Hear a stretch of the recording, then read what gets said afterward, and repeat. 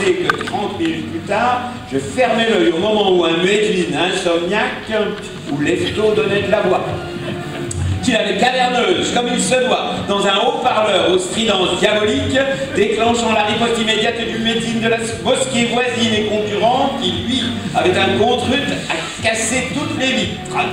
Vaincu par la fatigue, je m'assoupis tandis que les muezzins de la ville, de minaret en minaret, ouvraient les hostilités, et comme d'habitude, c'est la camionnette du boulanger qui a des problèmes d'allumage qui m'a réveillé.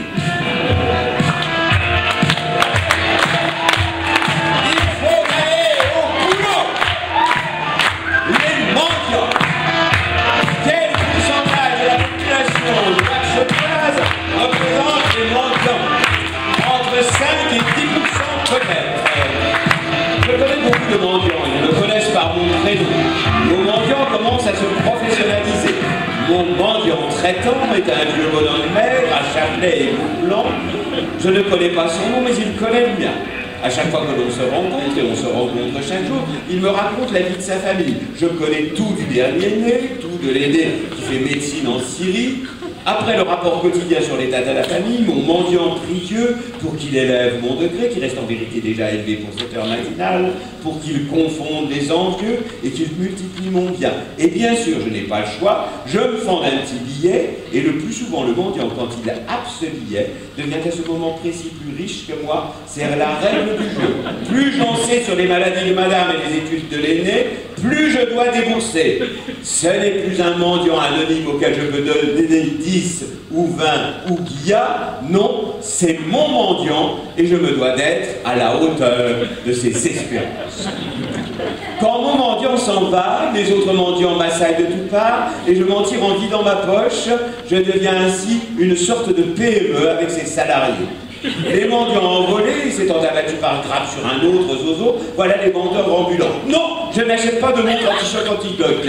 Non, je n'ai pas besoin d'un tournevis américain 5 clés universel. Non, pas de 6 couteaux et 6 fourchettes à prix d'amis. Non, pas de réémetteur télé. Non, pas de la douzaine de slips coton. Non, je ne donne rien. Non, je ne dis pas rec.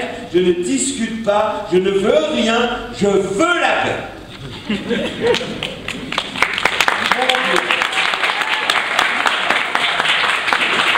Je ferme la ville de Toulouse. Je suis au bord des larmes. Je m'affale sur mon siège, la tête entre les mains. On frappe à la porte discrètement, puis de façon de plus en plus insistante. 2 personnes se relaient, chacun y bat de sa rafale. Jour, hébété, est-ce la fin du monde? Non, on nous a dit que tu étais là, c'était pour te saluer, c'est tout. Ouais, renchérit l'autre, on a vu ta voiture, et comme ça fait longtemps, c'est tout que non. Je sais que ce n'est pas le moment, mais je suis dans la dèche, tu peux me dépanner? Pas maintenant, demain peut-être, ou après-demain, ou la semaine prochaine. Des visiteurs, du thé. Si, du thé. Il n'y a pas de zrig ici.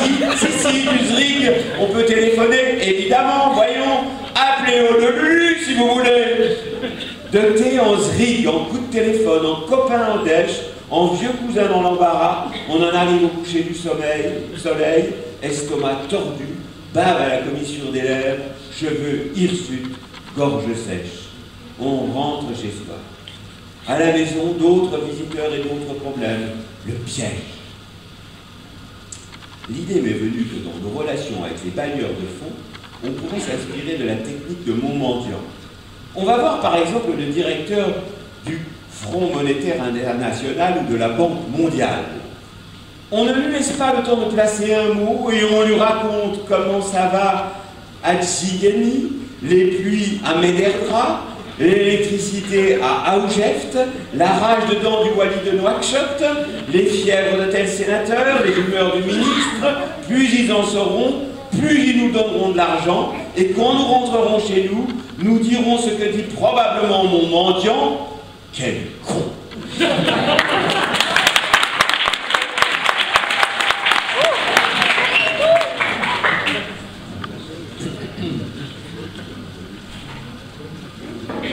Voici venir le temps où Nouakchott retrouve sa forme habituelle de carrefour des odeurs.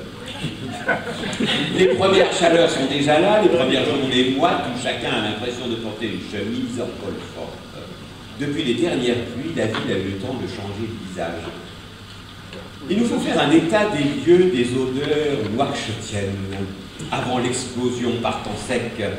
Une fois que la pluie sera là, les odeurs se mélangeront à tel point que plus aucune ne pourra reconnaître ces titres. Vous comprendrez alors pourquoi on dresse cet inventaire. Il y a d'abord les odeurs solides qu'on retrouve avec joie à chaque fois que l'on passe, par exemple, côté des jardins maraîchers entre Médina 3 et Zebra 2. Celles-là font partie du patrimoine national et doivent être officiellement classées comme telles. Ce sera d'ailleurs là une occasion historique pour élever le premier monument historique à la gloire du caca, qui le mérite bien entre nous. C'est le produit le plus fini fabriqué par la mécanique humaine. Trêve de scatologie, retournons à nos odeurs. Une odeur solide à classer, celle qui accueille les présidents en visite au carrefour Radio Mauritanie, Wilaya de Nouakchott. Cette odeur-là émane des fosses que nous osons espérer sceptiques et qui, les premières, il y a 30 ans, ont commencé à exhaler leurs doux effets. Si l'on décompose cette odeur, à vue de nez, ça donne œuf pourri à la base, viande verte, poisson noir, vieille peau, fromage, chaussettes, haleine fétide et plaies purulentes.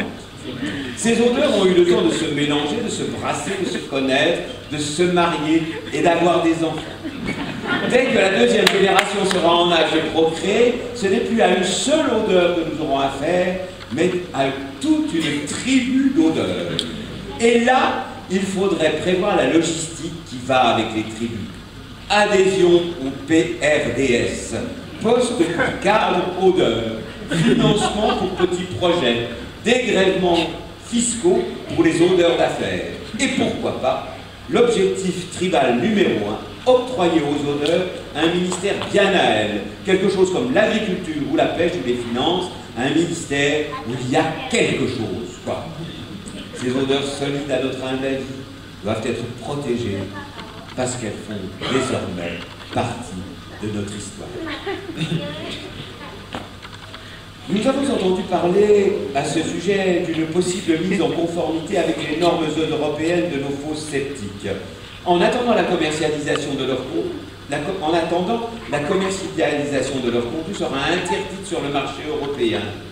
Il y en a qui vont mourir de faim là-bas, bien qu'il soit plus fréquent de trouver du caca européen en Mauritanie que le contraire.